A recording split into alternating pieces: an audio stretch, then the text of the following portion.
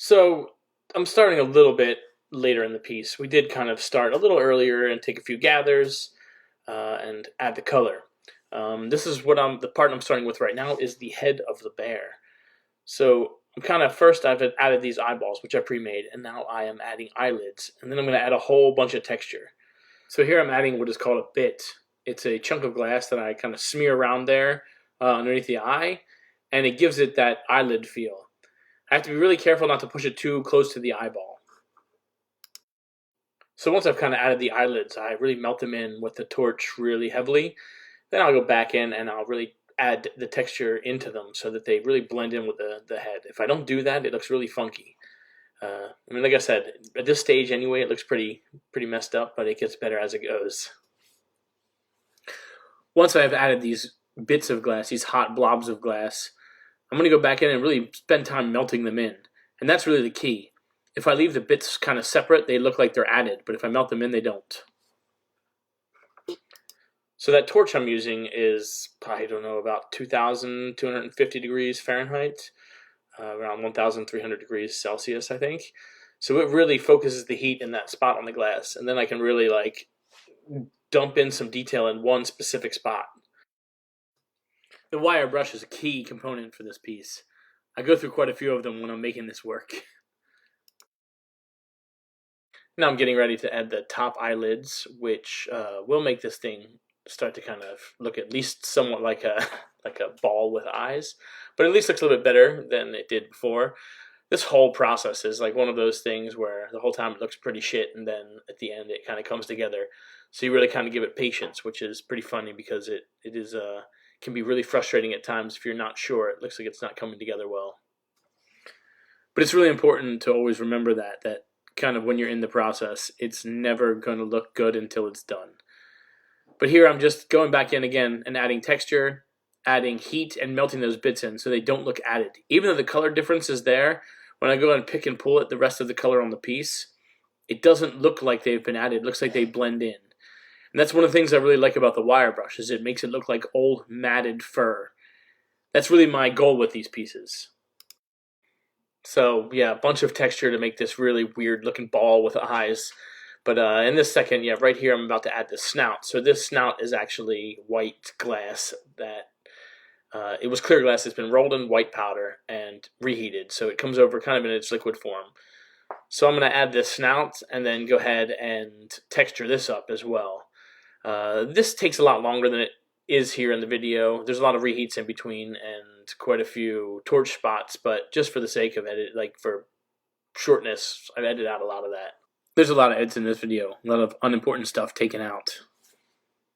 So here's where those little details really come in. Like I've already kind of put all the fur in and made the nose blend, and now I'm adding the ears. The ears are the same color as the head, so they'll blend in, and I'll go back in and just really get them the shape I want and then add the texture.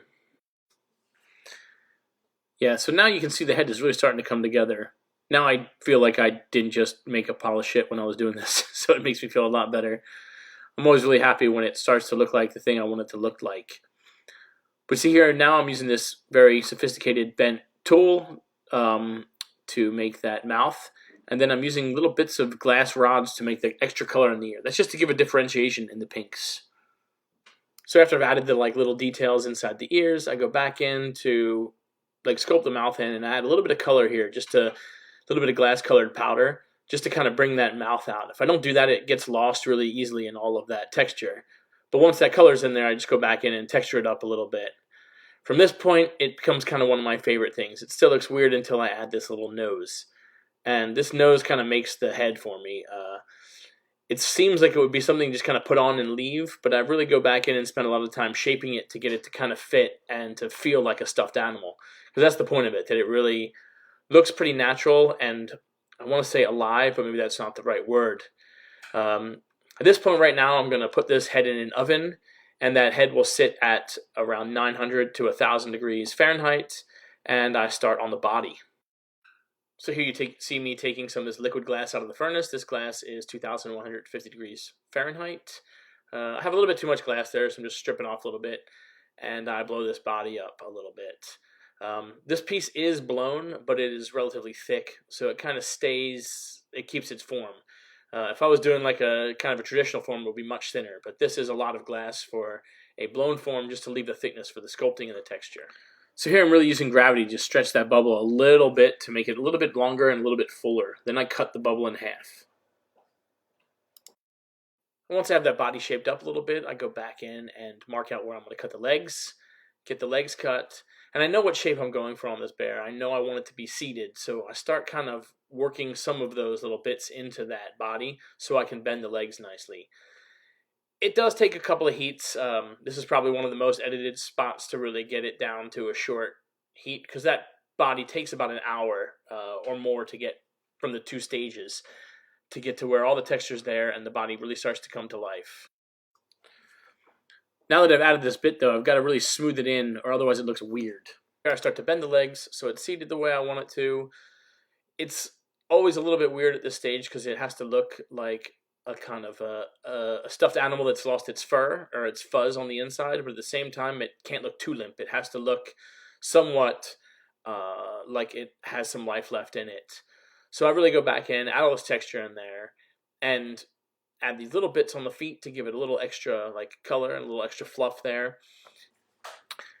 And then I'm going to repeat the process. Once I've added these bits, I'm going to just mush them in with the wire brush so they have some texture to start with, so I don't have to spend too much time texturing. So after I've added these 2 white bits of glass, I go back in and texture them, and then add a little tail, which just does, it's another one of those little details that really brings it to life. And then from here, I really want to make sure it sits well, so I use the table to make sure that it's sitting flat. At this stage, we're going to transfer it to another rod so I can work on the top half. This is called a punty, sculpture punty to be exact, and I will break this piece off of the blowpipe onto the sculpture punty.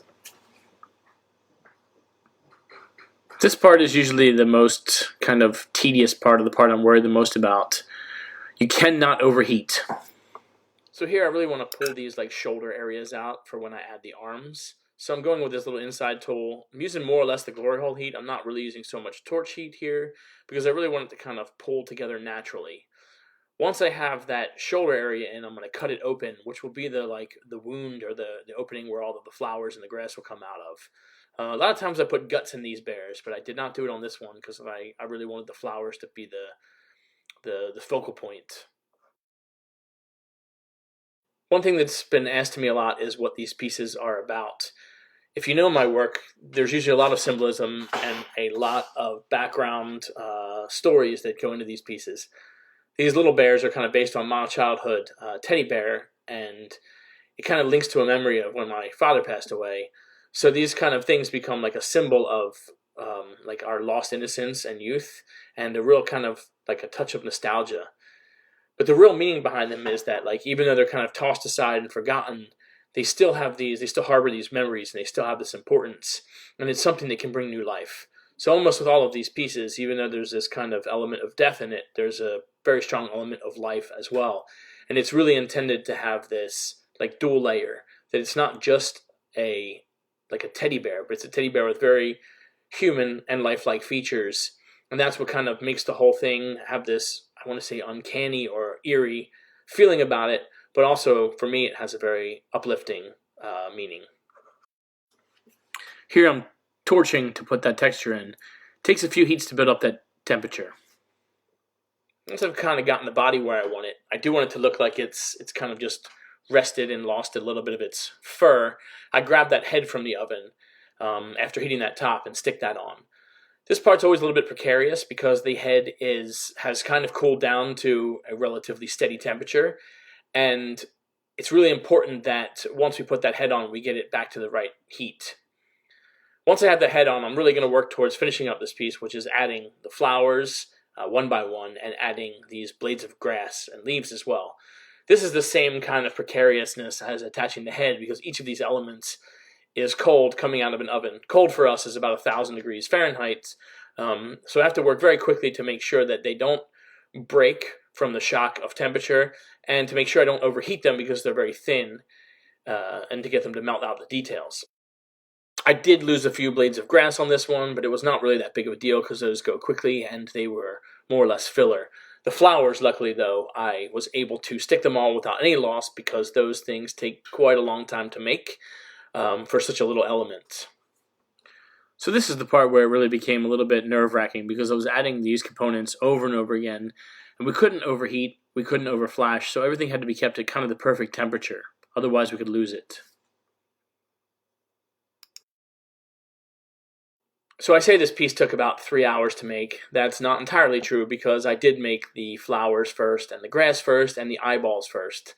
And as I said before, probably each of those flowers takes 40 to 45 minutes to make each. So they're quite time consuming.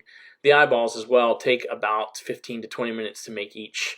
And those little details are what really bring the piece to life, but they're really important to make this kind of a standalone sculpture. I'm really excited about this one. I hope you like it. And once it's done, we heat up the punty, break it off into a set of gloves, and put it in the oven at 510 degrees Celsius, 900 degrees Fahrenheit, for about 3 days to cool off. Once it comes out, I'll be able to cut that punty off.